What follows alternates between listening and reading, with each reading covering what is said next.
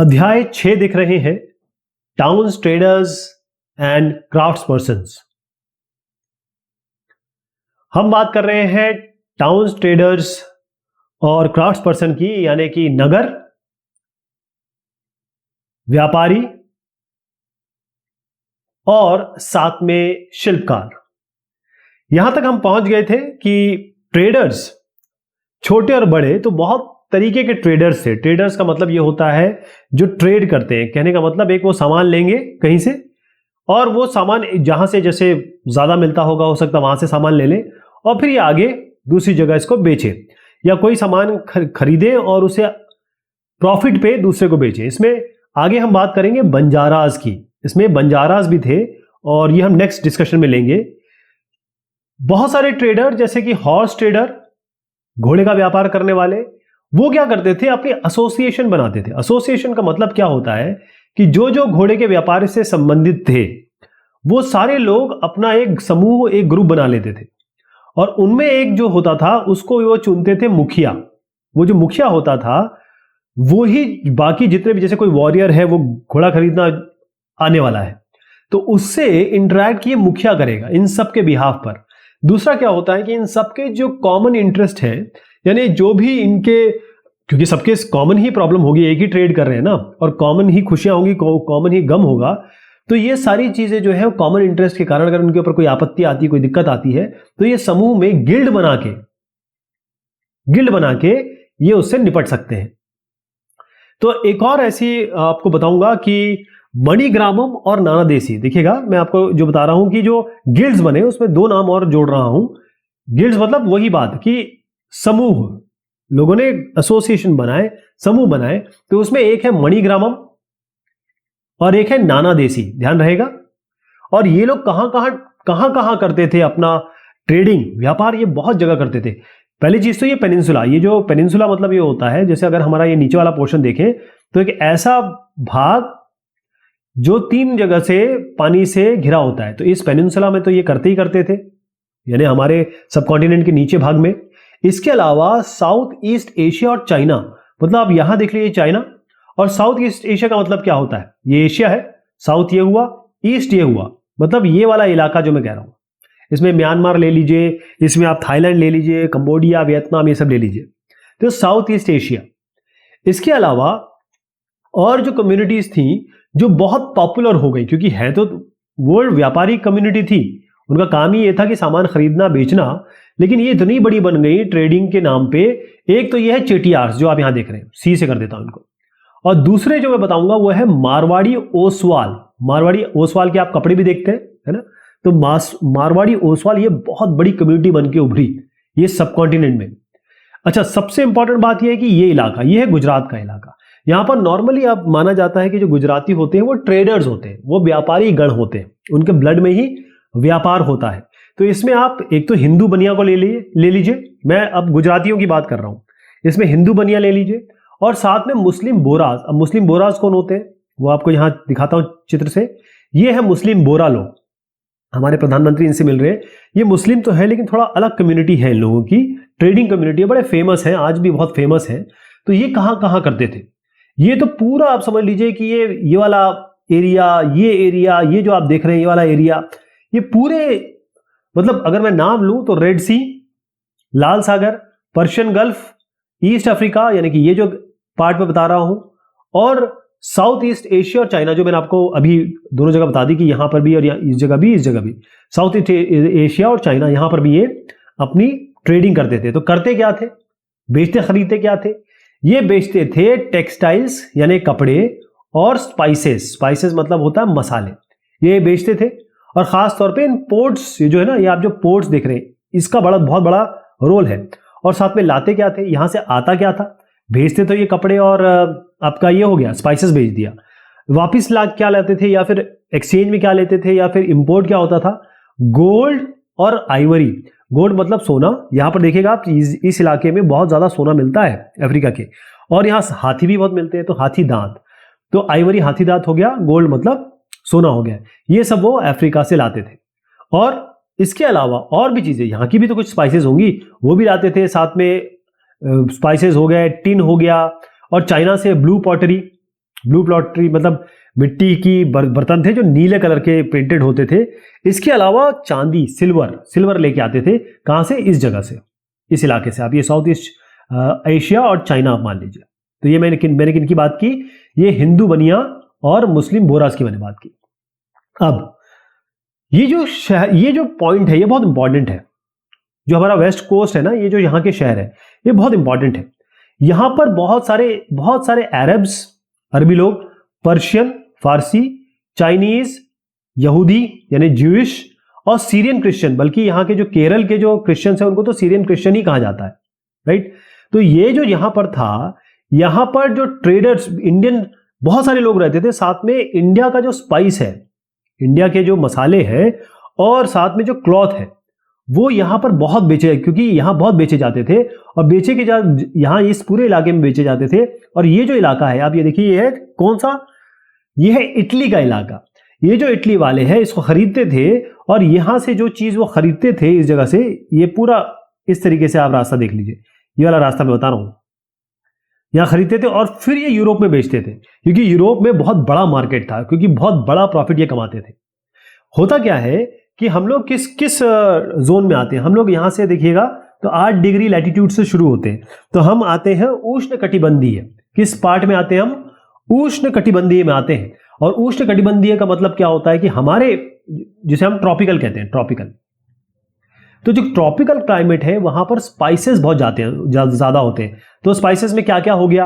आपका पेपर हो गया, काली मिर्च, सिनेमन हो गया, दालचीनी, नटमेग हो गया, जायफल हो गया, और ड्राइड जिंजर जिसे हम सोंठ कहते हैं।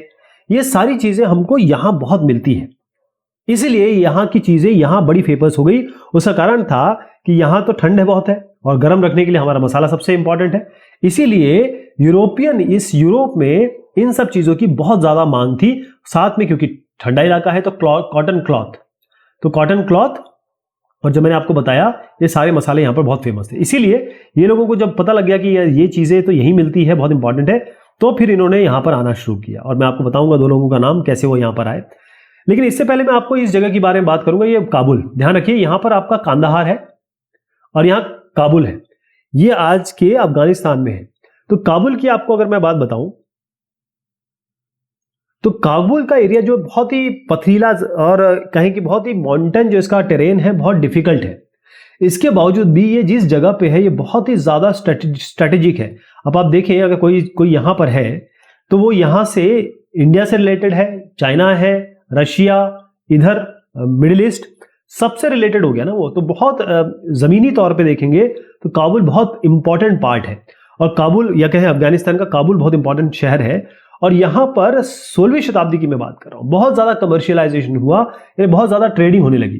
पहली चीज तो यह है कि जो काबुल और कांदाहार, आप ये देखिए, ये सिल्क रूट दिख रहा है, आप तो ये रिलेटेड है। एक तो ये काबुल जो है ये सिल्क रूट से रिलेटेड था, काबुल और कांदाहार, जिसको पहले गांधार बोलते थे ना, ये कांदाहार, ये तो गांधार हो गया, कांधार लिख देता हूं। ये आपके सिल्क रूट से रिलेटेड थे, जहां पर सिल्क के ट्रेडर्स आते जाते थे।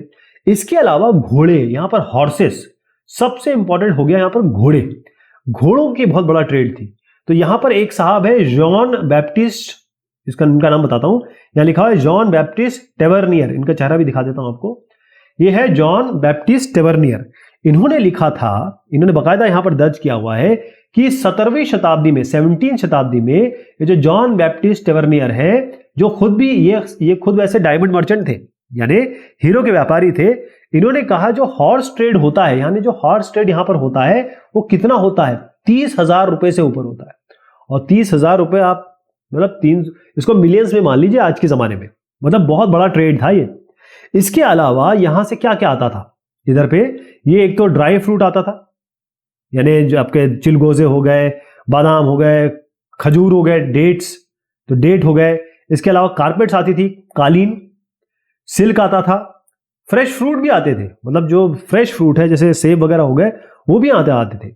इसके अलावा एक और इंपॉर्टेंट चीज यहां पर जो होती थी वो थी स्लेव ट्रेड, यानी जो बंधुआ लोग थे या जिनको खरीदा जा सकता था, ऐसे लोग, वो भी ट्रेड यहां पर होता था। इसीलिए काबुल की बड़ी इंपॉर्टेंस थी उस जमाने में, आज भी है वैसे। क्राफ्ट्स इन टाउन का मतलब ये है कि केवल हम आपको ये नहीं कह सकते कि मंदिर से ही काम चल रहा है। अगर बाई चांस मैं मंदिर देखने गया और वहां पर एक दुकान है जहां पर इतना अच्छी आकृति मुझे मिल रही है तो मैं उसे ले आऊंगा। अगर मुझे ये आकृति मिली और मुझे कहा गया कि भाई इसमें आप मोमबत्ती जला सकते हो तो मैं यहाँ मोमबत्ती रख के जलाना पसंद करूंगा, ना कि मैं टेबल पे या किसी जगह पे रख के मोमबत्ती को जलाऊं, है ना, ऐसे करके। तो ये जो मोमबत्ती वाली बात मैंने कही वो इसलिए क्योंकि आप ये जो चित्र देख रहे हैं ये कैंडल स्टिक ही है। और किससे बना हुआ है? ये ब्रास से बना है, ब्रास, और साथ में इसके ऊपर जो एक ओवरले देख रहे हैं आप, बहुत अच्छी कशीदाकारी की हुई है, शिल्पकारी की हुई है। ये भी एक एग्जाम्पल है। तो ये जो क्राफ्ट्स पर्सन है, जो शिल्पकार थे, और खास तौर पे इस जगह के, बीदर के, कहां के, ये बीदर जो इलाका है, यहां पर इसके इतने अच्छे क्राफ्ट्स पर्सन या शिल्पकार रहे जो कॉपर और सिल्वर पे काम करते थे कि ये जो काम वो करने लगे इसको बीदरी कहा जाने लगा। इतना इंपॉर्टेंट हो गया ये काम, इतना फेमस हो गया कि लोग इसको बिदरी, इसका नाम ही बिदरी हो गया। इसके अलावा जो पांचाल्स है, यानी कि जो विश्वकर्मा जिसे हम कहते हैं, पांचाल्स या विश्वकर्मा लोग जो है कम्युनिटी, बेसिकली ये वो कम्युनिटी है जो कंस्ट्रक्शन का काम करती है, चीजों को बनाने का काम करती है। तो इसमें चाहे आप गोल्ड स्मिथ ले लीजिए, गोल्ड स्मिथ कौन हो गए? जो सोने का काम करते हैं। ब्रॉन्ज स्मिथ जो कांसे का काम करते हैं, तो ब्रॉन्ज स्मिथ हो गया। इसके अलावा ब्लैक स्मिथ लोहे का काम जो करते हैं। मेसन्स हो गए, मेसन कौन हो गए? जो आपके मिस्त्री टाइप लोग हो गए। इसके अलावा कारपेंटर जो लकड़ी का काम करते हैं। ये वो सारे लोग हैं जो पांचाल और विश्वकर्मा, ये केवल इसी का कशीदाकारी या फिर कहें इस शिल्पकारी में नहीं थे। इसके अलावा भी अगर आप देखें जो जगहों का, सारी जगहों का जो कंस्ट्रक्शन होता था, कंस्ट्रक्शन के लिए बहुत इंपॉर्टेंट थे। ये बड़े बड़े पैलेस बन रहे थे, महल बन रहे थे।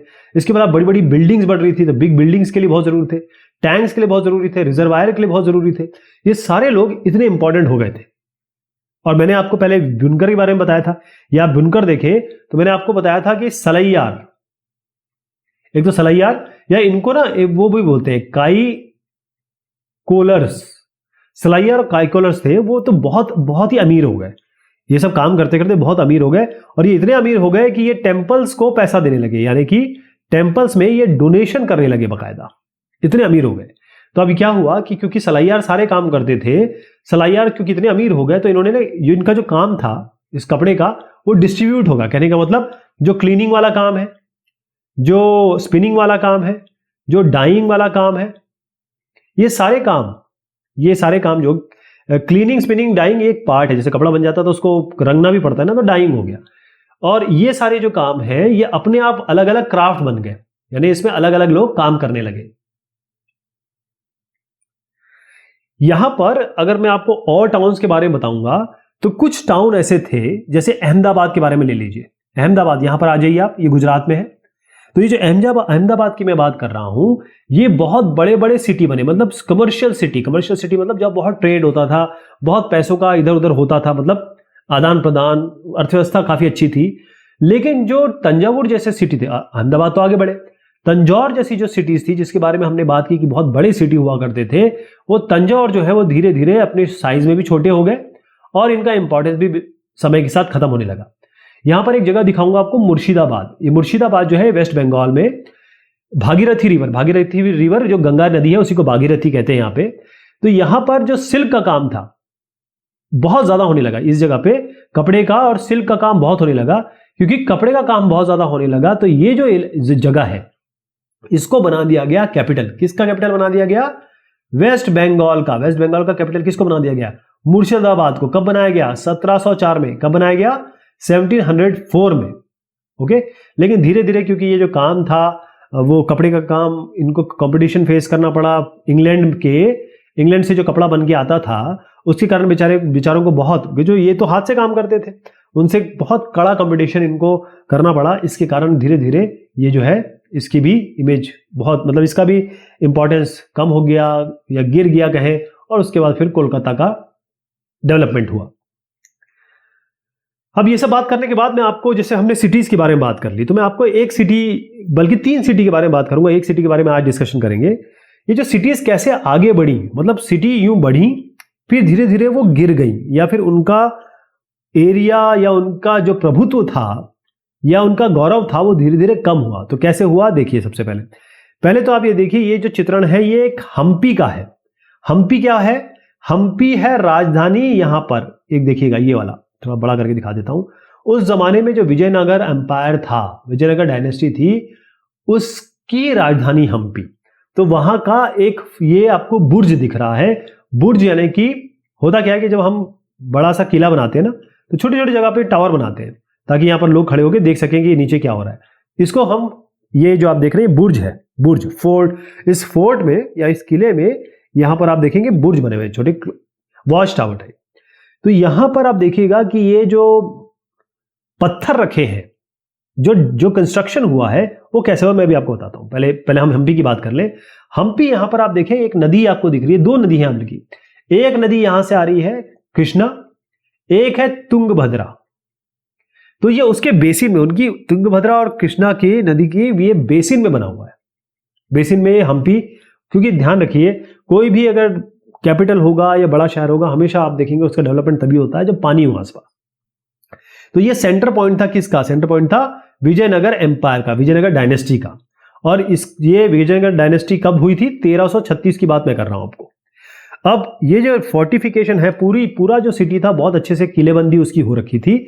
और जो किलेबंदी थी उसमें जो पत्थर लगा रखे थे उनके बीच में कोई सीमेंट, कोई गारा नहीं मिलाया गया था, कुछ भी नहीं मिलाया गया था।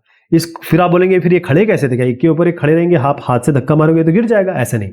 ये क्या करते थे, एक उठा रहा हूं उसमें से, एक ये और एक ये, इसको उठा रहा हूं। तो एक मान लीजिए ऐसा था और दूसरा ऐसा था, मतलब ये इंटरलॉक हो जाते थे। यानी कि इंटरलॉकिंग के द्वारा जो टेक्निक इसमें अपनाई गई थी इस फोर्ट को बनाने के लिए, या हम्पी में जितने भी आपके कंस्ट्रक्शन थे उसमें ये इंटरलॉकिंग टेक्निक अपनाई गई थी। हम्पी की बात कर रहा हूं मैं, और ये भी हम्पी का ही चित्रण है, इसको देखिए कैसे दिख रहा है आपको।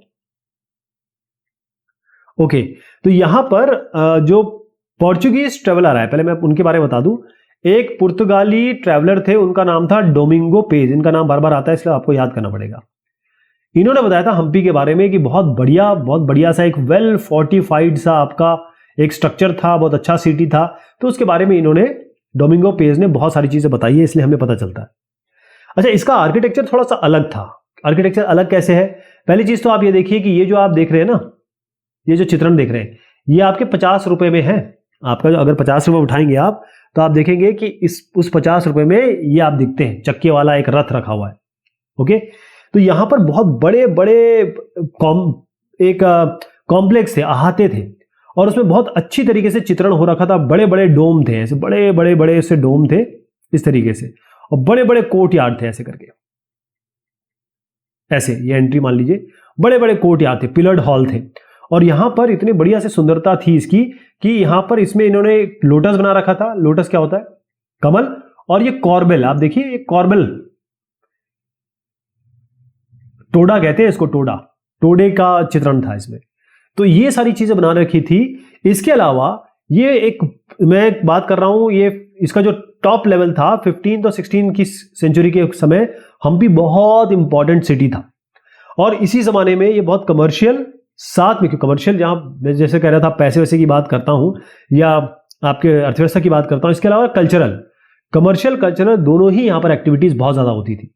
इसके अलावा जो मूर्स होते थे, मूर्स मतलब होता है कि सारे जितने मुस्लिम मर्चेंट होते थे, जो भी मुसलमानी मर्चेंट हुए, ट्रेडर्स हुए, उन सबका कंबाइंड नाम कहते हैं मूर्स। तो वो यहां पर मूर्स प्लस चेट्टीज, चेट्टियार बताया था मैंने आपको, वो हो गए। और साथ में यूरोपियंस के जो एजेंट थे वो हमेशा आपको इस हम्पी के मार्केट में मिल जाएंगे। ये लोग सारे आपको यहां पर मूर्स, चेट्टियार्स और ये यूरोपियन में सब जोड़ लीजिए आप, पोर्चुगीज हो गए, ये सब हो गए, वो इन मार्केट में मिलते थे। इसके अलावा जो टेंपल थे, अब आप ये देखिए हम्पी का ही टेंपल दिखा रहा हूं, ये सेंटर पॉइंट था। यहां पर सारे साहित्य, वो कल्चरल सांस्कृतिक काम होते थे। इसमें यहां पर बात की गई है देवदासी की। देवदासी वो महिलाएं होती हैं जो शादी वगैरह नहीं करती हैं और पूरी तरीके से भगवान की तरह अपना वो हो जाती हैं, मतलब डिवोटेड होती हैं। तो इनको टेंपल डांसर्स भी कहते हैं। तो ये कहां डांस करती थी?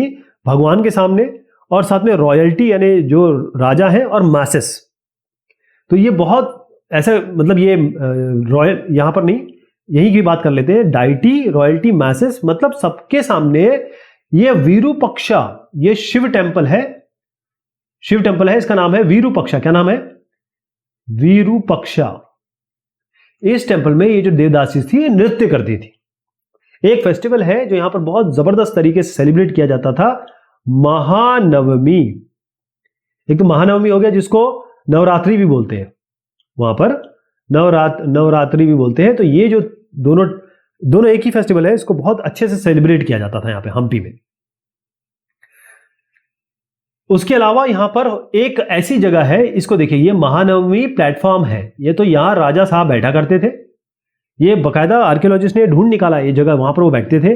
और जो भी यहां पर काम हो रहा होता, पहले तो मैं बताऊंगी ये करते क्या थे। जो लोग आते थे उनका सत्कार करते थे, जो भी लोग आ रहे हैं उनका आदर सत्कार करते थे। दूसरा, ये लोग जो गिफ्ट लेके आ रहे हैं वो ये लोग लेते थे। और इसके अलावा जो भी यहां पर लोग बैठते थे, फिर वो क्या देखते थे, यहां पर परफॉर्मेंसेस यानी कि डांस देखते थे, म्यूजिक देखते थे, इसके सुनते थे। और उसके बाद रेसलिंग यानी मल्ल युद्ध, रेसलिंग भी वो लोग यहां पर देखा करते थे। लेकिन हम्पी का ये हुआ कि भाई, जब हम्पी एक ऐसे इलाके में है जिसके यहां बीजापुर है या गोलकोंडा है, आसपास बहुत सारे ऐसे इलाके हैं जिनसे इनको बहुत फाइट करना पड़ा, राइट। तो बेचारा ये एक, जब ये डक्कनी सुल्तान इनको कहते हैं हम, ये सब जो आसपास है दक्कन, इन सबको हम डक्कनी सुल्तान करते हैं। तो हम्पी ये जो डक्कन सुल्तान है इनसे हारा। जैसे गोलकोंडा हो गया, और आपका बीजापुर हो गया, अहमदनगर हो गया, बिरार हो गया, और आपका बीदरी हो गया। तो ये बिरार हो गया, बीदर हो गया, ये सारे डेक्कनी के कारण ये हारा, और उसके बाद इसका डिक्लाइन शुरू हो गया। फाइनली ये हम्पी वैसा नहीं रहा जैसा उसका गौरव था। अब हम बात करेंगे सूरत की, लेकिन ये बात करेंगे हम अगली बार, ठीक है। तब तक के लिए शुक्रिया, मेहरबानी आप सभी की।